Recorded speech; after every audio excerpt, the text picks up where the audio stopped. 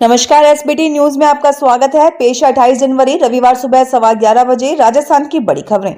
प्रधानमंत्री नरेंद्र मोदी ने संसद और विधानसभाओं के पीठासीन अधिकारियों से सदनों की मर्यादा की रक्षा के विषय में ठोस उपाय सुझाने को कहा है। उन्होंने भ्रष्टाचार के मामलों में सजा प्राप्त जनप्रतिनिधियों के सार्वजनिक महिमा मंडन की बढ़ती प्रवृत्ति की भी आलोचना करते हुए कहा है कि यह कार्यपालिका, न्यायपालिका और संविधान का अपमान है। पीएम मोदी अखिल भारतीय पीठासीन अधिकारियों के सम्मेलन को वीडियो संदेश के माध्यम से संबोधित कर रहे थे। उन्होंने पीठासीन अधिकारियों को समय के हिसाब से अनावश्यक हो गए कानूनों का अध्ययन कर उनका अंत कराने के बारे में सरकारों को संवेदनशील करने का आह्वान भी किया। प्रधानमंत्री नरेंद्र मोदी आज 28 जनवरी को उच्चतम न्यायालय के हीरक जयंती समारोह का उद्घाटन करेंगे। उच्चतम न्यायालय सभागार समारोह में प्रधानमंत्री दिन में आज करीब 12 बजे नागरिक केंद्रित सूचना और प्रौद्योगिकी, digital supreme court report, digital court 2 और उच्चतम न्यायालय की नई वेबसाइट के उद्घाटन के बाद एक सभा को भी संबोधित करेंगे। डिजिटल सुप्रीम कोर्ट रिपोर्ट देश के नागरिकों को मुफ्त और इलेक्ट्रॉनिक प्रारूप में सुप्रीम कोर्ट के फैसलों को उपलब्ध करवाएगी। डिजिटल SCR की मुख्य विशेषता यह है कि 1950 के बाद से 36,308 मामलों को कवर करने वाली सुप्रीम कोर्ट रिपोर्ट के सभी 519 खंड डिजिटल प्रारूप में उपयोगकर्ता के अनुकूल लोगों को उपलब्ध होंगे। राजस्थान के मुख्य निर्वाचन अधिकारी प्रवीण गुप्ता ने बताया कि निर्वाचन विभाग की ओर से प्रदेश में लोकसभा चुनाव की तैयारियों की प्रक्रिया शुरू हो गई है। निष्पक्ष, स्वतंत्र और पारदर्शी चुनाव के लिए ईवीएम की प्रथम स्तरीय जांच जरूरी है। गुप्ता ने बताया कि लोकसभा चुनाव के लिए मशीनों की प्रथम स्तरीय जांच का कार्य भारत इलेक्ट्रॉनिक लिमिटेड, बेंगलुरु के इंजीनियर्स की ओर से सभी जिलों में प्रारंभ किया गया है। उन्होंने बताया कि यह कार्य 20 फरवरी तक पूरा होने की संभावना है। यह कार्य मान्यता प्राप्त राष्ट्रीय और राज्य राजनीतिक दलों की उपस्थिति में किया जा रहा है। चुनाव अप्रैल-मई में होने की संभावना है।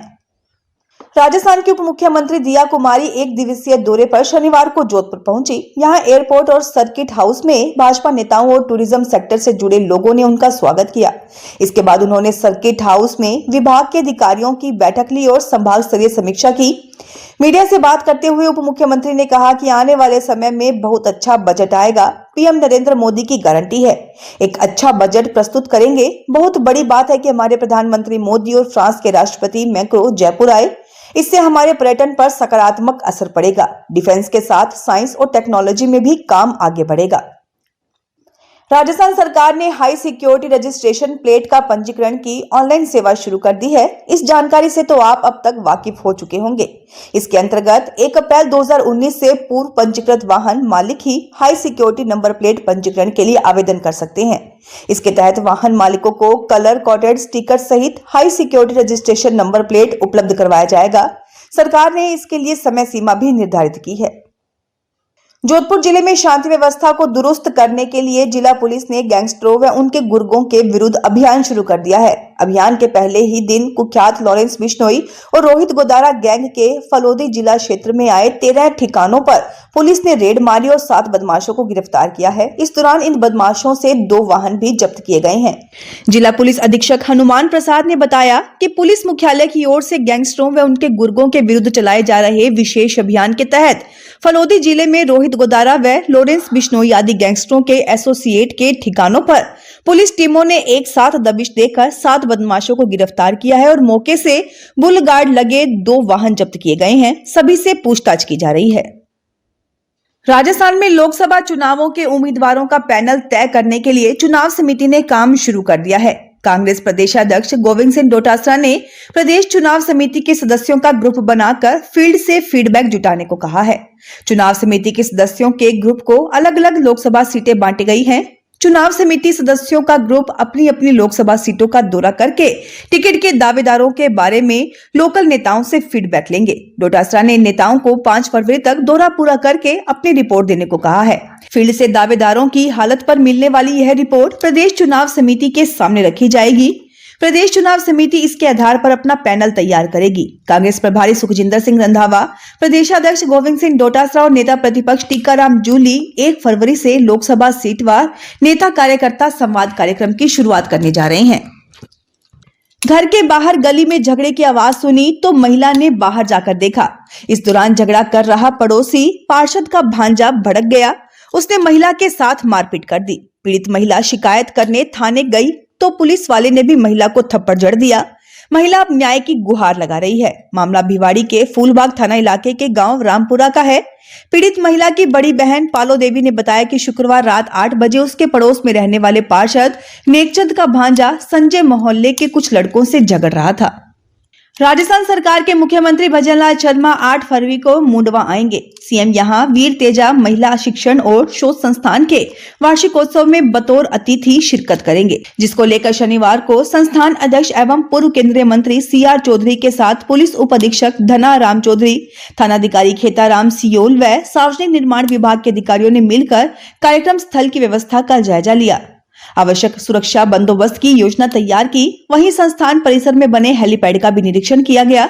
मुख्यमंत्री इस दौरान लोक देवता श्री वीर तेजाजी महाराज की धाम खरनाल भी जाकर आएंगे। झालावाड़ के मेडिकल कॉलेज के राजमहल में आने के बाद से हर माह कर्मचारियों को वेतन के लिए लंबा इंतजार करना पड़ रहा है।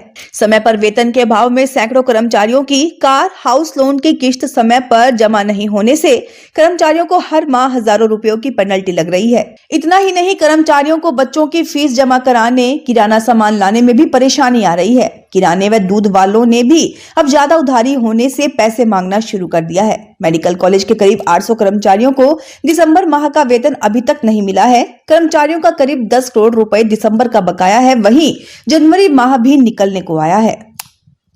राजस्थान में कांग्रेस सरकार की एक और योजना पर भाजपा सरकार ने रोड़ा अटका दिया है, जिस वजह से ढेर सारे छात्र छात्राओं की पढ़ाई पर संकट आ गया है। इस संकट से छात्र छात्राओं के चेहरे उतर गए हैं। विदेश के 150 नामी संस्थानों में उच्च शिक्षा दिलाने वाली कांग्रेस सरकार की योजना पर भाजपा सरकार ने फिलहाल अटका दी है। उच्च शिक्षा विभाग ने Rajiv Gandhi scholarship for academic excellence योजना के तहत 500 सीटों पर आवेदन तो ले लिए, लेकिन सभी सीटों पर चयन नहीं किया गया।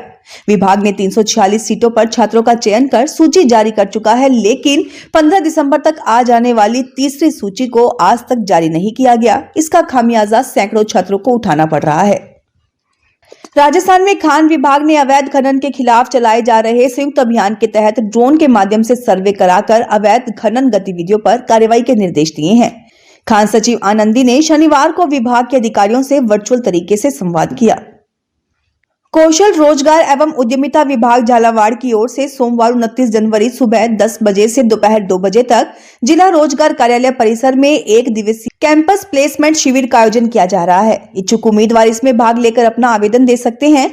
योग्य उम्मीदवार का मौके पर ही चयन किया जाएगा। झालावाड़ जिला रोजगार अधिकारी गौरीशंकर ने बताया कि शिविर में युवाओं को रोजगार प्रदान करने के लिए नव भारत फर्टिलाइजर लिमिटेड जयपुर की ओर से फील्ड ऑफिसर के पदों पर भर्ती की जाएगी।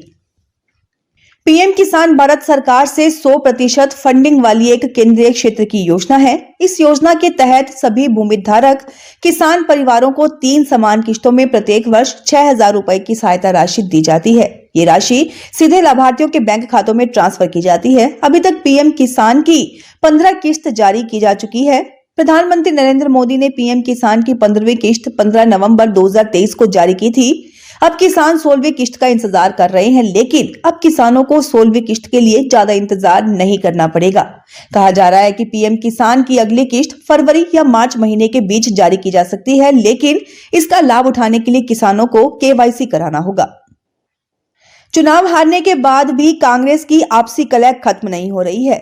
जयपुर शहर कांग्रेस के जिलाध्यक्ष आर तिवारी ने विधानसभा चुनावों में जयपुर के कांग्रेस नेताओं पर भीतरघात करके पार्टी उम्मीदवारों को हराने का आरोप लगाया है।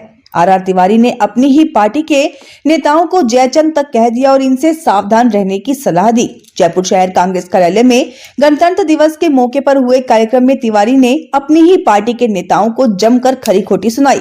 गौरतलब है कि आर तिवारी खुद हवा महल विधानसभा सीट से कांग्रेस प्रत्याशी थे। वे भाजपा के बाल मुकुंदाचार्य से हार गए थे। फिलहाल इस बुलेटिन में इतना ही। फिर हाजिर होंगे और बड़ी खबरों के साथ।